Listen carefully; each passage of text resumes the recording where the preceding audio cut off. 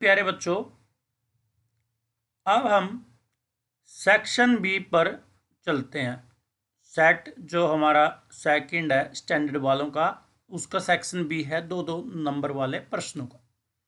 देखिए, पहले भाग में हम क्या करते हैं, वो कहता है यदि 2x प्लस वाई बराबर 23 है और 4x माइनस वाई बराबर 19 है, तब हमें 5y माइनस 2x और y बटे x माइनस 2 के मान ज्ञात करने हैं।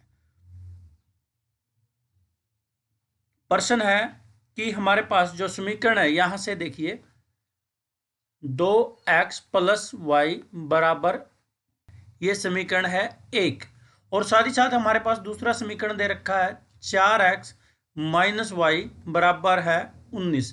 ये है हमारे पास समीकरण 2।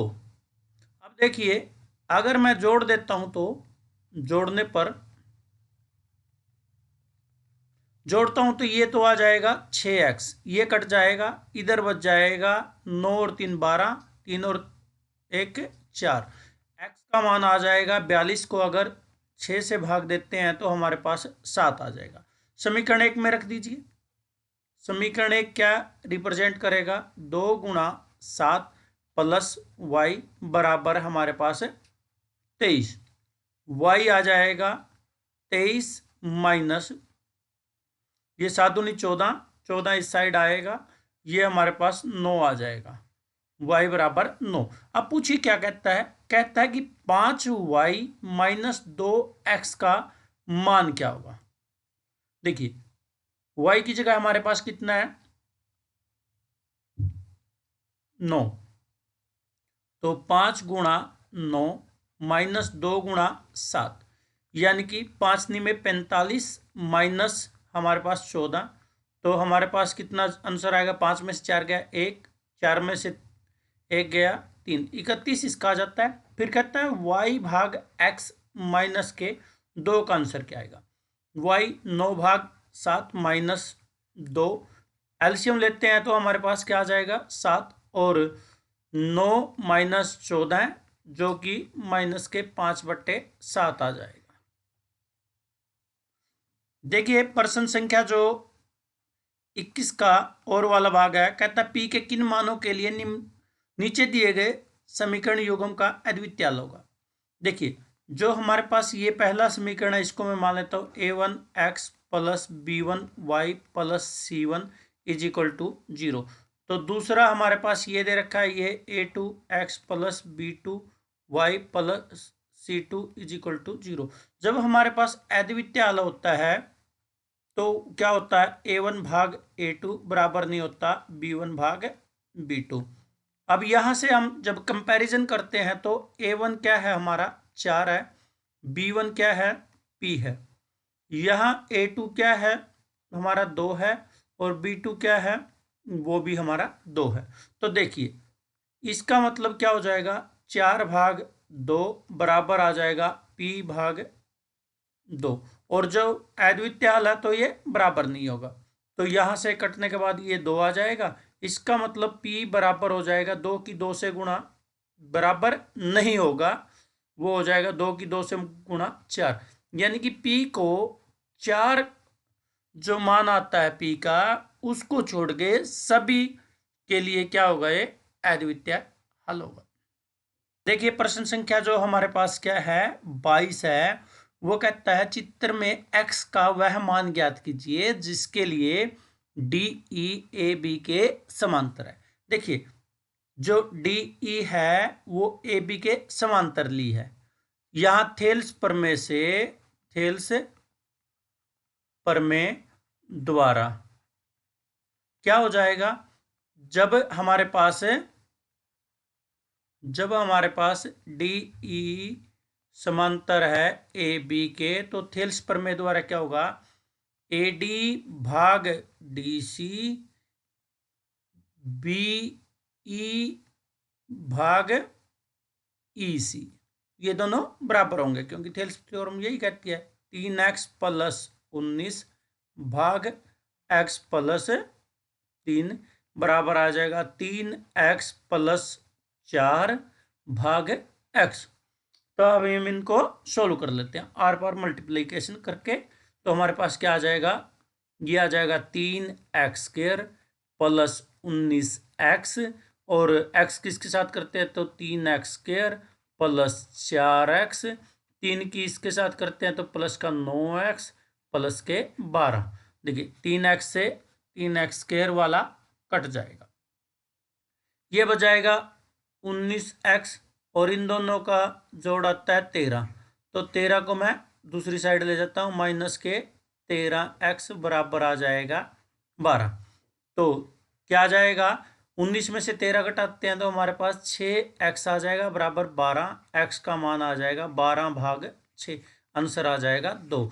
2 के लिए इनके अनुपात क्या होंगे, वो बराबर होंगे। प्रश्न संख्या 23 है, वो क्या कहती है, 2 सकेंद्रीय वृत्तों की त्रिज्याएं 5 सेंटीमीटर और 3 सेंटीमीटर है, बड़े वृत्त की उस जीवा की लंबाई ज्ञात कीजिए जो छोटे वृत्त को स्पर्श करती है।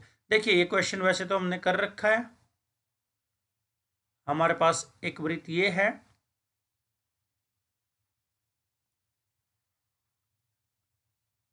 एक वृत्त ये है,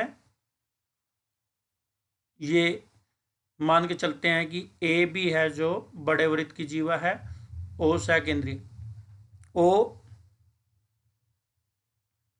दोनों वृत्तों का केंद्र है, ए बी बड़े वृत्त की क्या है, वृत्त की जीवा है, जो छोटे वृत्त को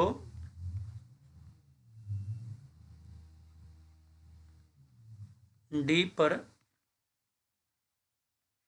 स्पर्श कर, ये डी पर स्पर्श करती है। देखिए ओ ए ओ बी 5 सेंटीमीटर है, प्रश्न अनुसार O A O B 5 centimetre, O D 3 centimetre, क्योंकि छोटे वृत्त की त्रिज्या है, ओ डी परपेंडिकुलर है ए बी पर, क्योंकि स्पर्श रेखा स्पर्श बिंदु पर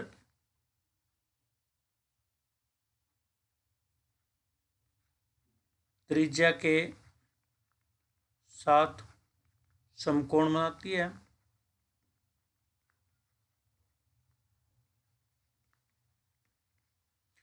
और हमें पता है कि ए बी का जो डी बिंदु है, बिंदु मध्य बिंदु है, क्योंकि जो यदि हमारे पास क्या होता है, जीवा पर त्रिज्या द्वारा डाला गया लंब उसे 2 समान भागों में विभाजित करता है। तो 2 समान भागों में विभाजित करता है। तो यहां देखिए, अब ये हमारे पास तो त्रिभुज ओ डी बी है, वो क्या होगी, समकोण होगी। और यहां से अगर हम ये देखते हैं तो मध्य बिंदु है, तो क्या हो जाएगा, यानी कि जो ए बी है वो क्या हो जाएगा, 2 बी डी हो जाएगा। तो ए बी समकोण है। देखिए O D 3 centimetre, O B 5 centimetre, तो डी बी हमारा ये 90 डिग्री का कोण है, तो ये आधार होगा। आधार किसके बराबर होता है, कर्ण का वर्ग, कर्ण कौन है यहाँ पे, ओबी, ओबी का वर्ग माइनस ओडी का वर्ग। तो यहाँ क्या होगा, जो बी डी है वो क्या होगा, 5 का वर्ग, 5 का वर्ग 25, 3 का वर्ग 9, ये वर्गमूल 16 आ जाएगा जो कि 4 है। प्लस माइनस आता है, उसे हम माइनस को छोड़ देंगे क्योंकि ये दूरी है। तो ए बी हमारा क्या होगा, ए बी हमारा होगा 2 मल्टीप्लाई बी डी, यानी कि 2 गुणा 4 बराबर 8 सेंटीमीटर। अब प्रश्न संख्या जो 24 है वो देखिए, कहता है साइन ए माइनस बी बराबर है 1/2। देखिए कहता है जो साइन ए माइनस बी है वो बराबर है 1/2।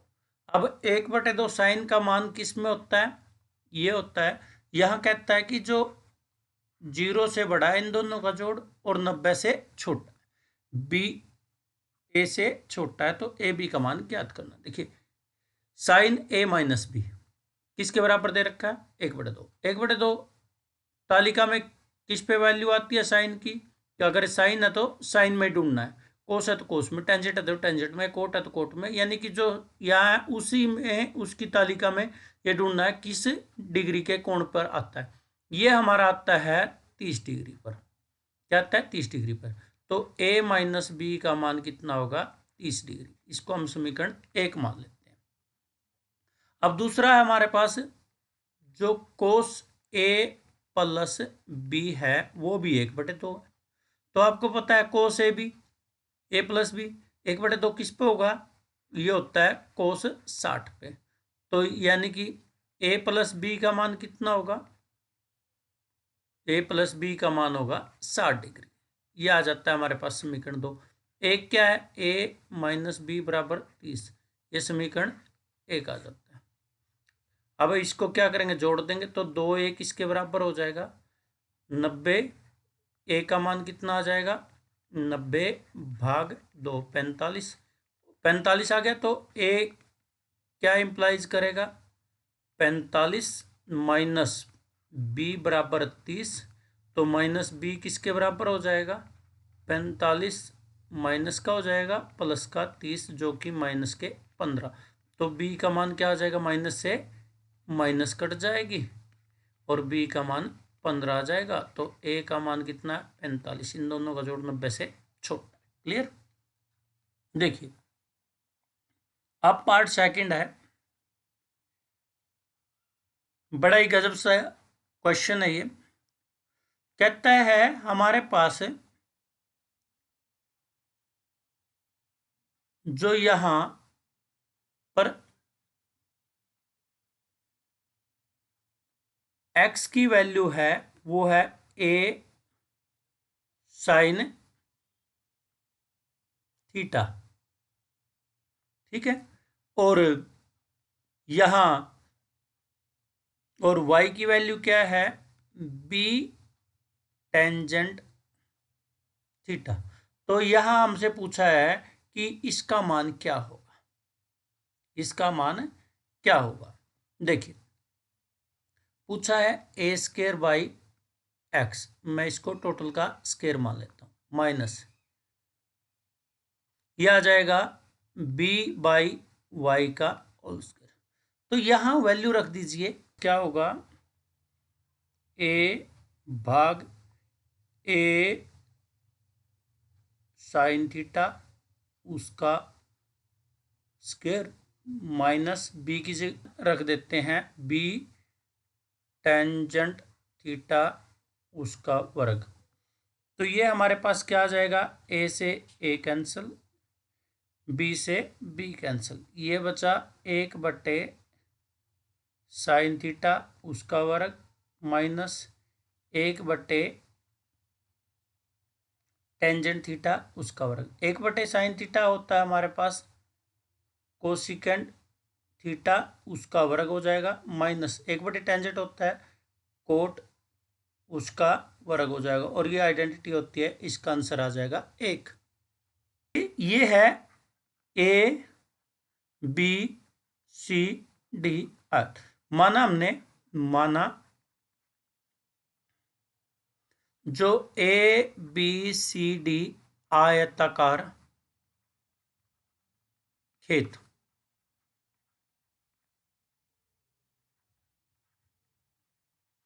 जिसकी लंबाई है 20 मीटर और जो चौड़ाई है वो है 16 मीटर।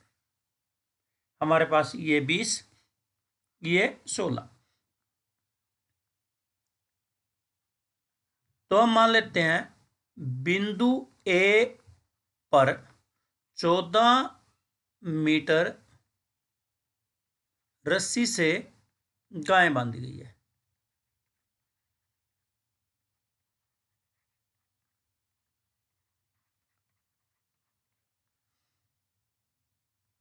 ये रस्सी से 14 मीटर रस्सी से गाय बांधी गई है। तो ये हमारा ये क्षेत्रफल लेके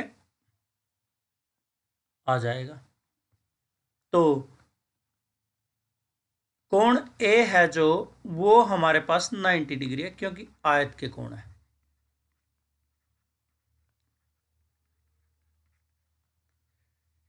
ये हमारे पास एक्स वाई, जो हमारे पास क्या आ जाएगा, जो आएगा ए एक्स वाई ए चतुर्थांश आ जाएगा, चतुर्थांश आ जाएगा। और